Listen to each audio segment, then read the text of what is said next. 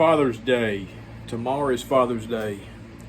And I'm going to try to make some sense out of this, but I just got something on my mind I want to share today about being a father and what Father's Day means to me. But not only to me, there's a lot of you out there that don't have a father figure in your life, or you had a bad experience with a father, or you have a stepfather in your life and he is the father, he's not your blood father. So let's just talk about dads a little bit today.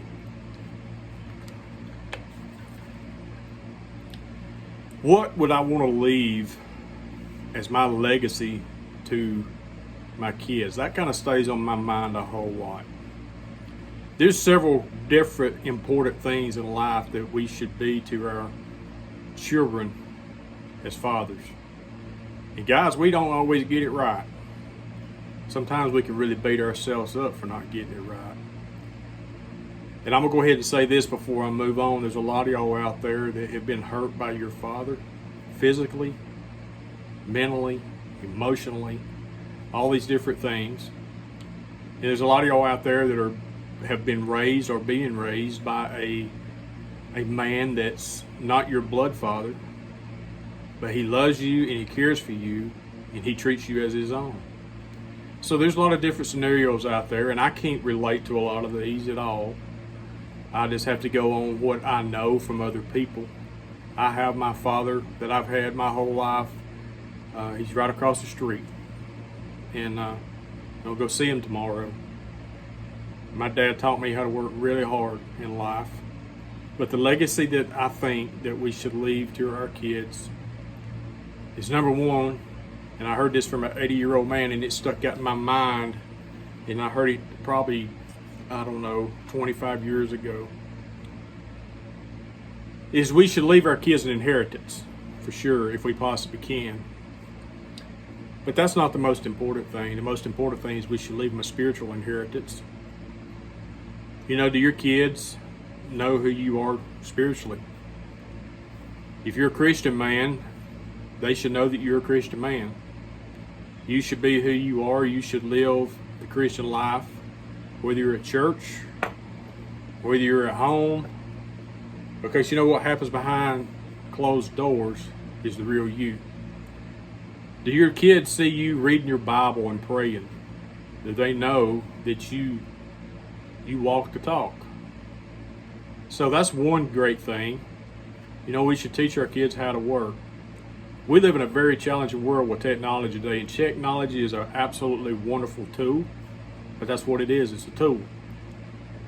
But it's very easy to get wrapped up in, and our kids get wrapped up in it. I mean, I'm a Gen Xer, and I remember when the Apple computer comes out, we had black screens with the green on it, you know. We played Tank and Pong, you know, the tennis game, and that was it, and it was slow, and we had to use the keyboard. But our kids today, they have so much technology in their hand with Xboxes and phones and different things, and phones can take up so much of their time, and they get a lot of information from their phones. Probably way too much information. Well, we know it's way too much information for them. And us as fathers need to be teaching them the truth about life and the truth about things. My son will send me something every now and then in a message or something or another, to a link or something. And I'll watch it and I say, son, that's not true. You can't believe everything that's on there just because somebody pulled out a camera and they made a video about it or they made a statement about it.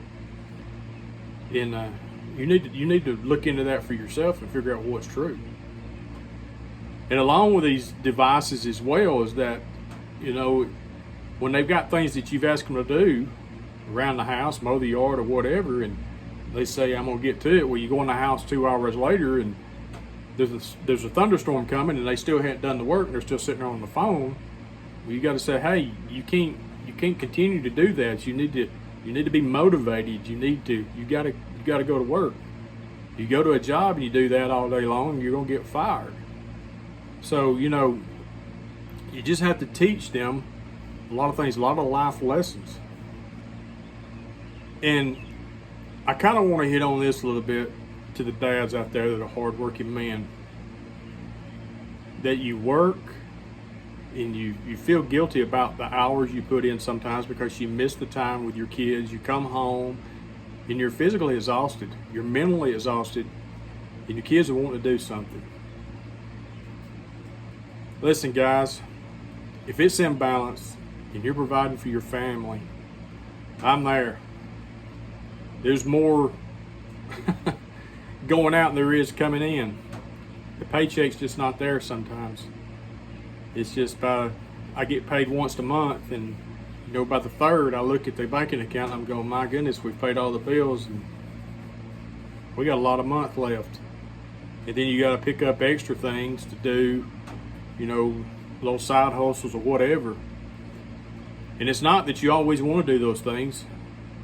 There's some people out there that work too much. They just work for the sake of working, trying to gain more for whatever reason. But I'm talking to us guys that we're hardworking guys that we want to provide for our family. We want better for our children, better for our family than we have.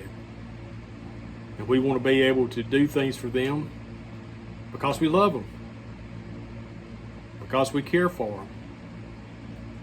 I'm going to tell you, if your father has been that kind of man to you, love on that man. And I'm going to tell you something, guys, gals. A man like that, sometimes he can be a little bitter, he can be a little angry, seeming or whatever, but he's tired, he's wore out. He loves you and he cares for you. He may not express it in the best ways, but he expresses it in the ways that he knows how. He may not have been taught these things when he was younger. He may not have had the best example in his life to know how to be the father or the husband that he needs to be. And it's a work in progress. And it's also our responsibility, men, to teach our young boys how to be husbands and how to love a woman, how to respect a woman for who she is, that she's not some kind of object that we use and we abuse. She's a human being. She's flesh and blood. She's God's creature. She's God's creation. Some of them can be creatures, I guess, but she's God's creation. And we are to love her, and we are to take our God-given responsibility to her and be the man and love her like no other. We are to teach our sons that. We are to teach our daughters that they are to find someone in their life that loves God, that loves them, that will lay their life down for them, that will respect them as a lady, as a woman, for who they are. To realize that they're not an object for some guy. That you can have respect and be respected as a lady, as a woman. Guys, we have a lot of responsibility on our shoulders as men, as fathers. We do. It's God's command. God gave us that responsibility. We was born with that responsibility. We can make every excuse in the world why we don't want this responsibility. But when you see a man doing the right things and providing and doing and being the loving man and a man of God that he should be, that's a man's man. That's a real man. That guy that's kind of keeps himself and try to keeps his peace and he works hard. He don't give his opinion about everything. He doesn't say everything about everything. That man's got some control. That man's thinking. That man's probably got a lot on his mind. That man's probably tired and might be a little lonely at times. If you have your father, he's still in your life, love him. If you have a man in your life that is not your blood father and he is doing what he should do for you and he's raising you or he has raised you, love him.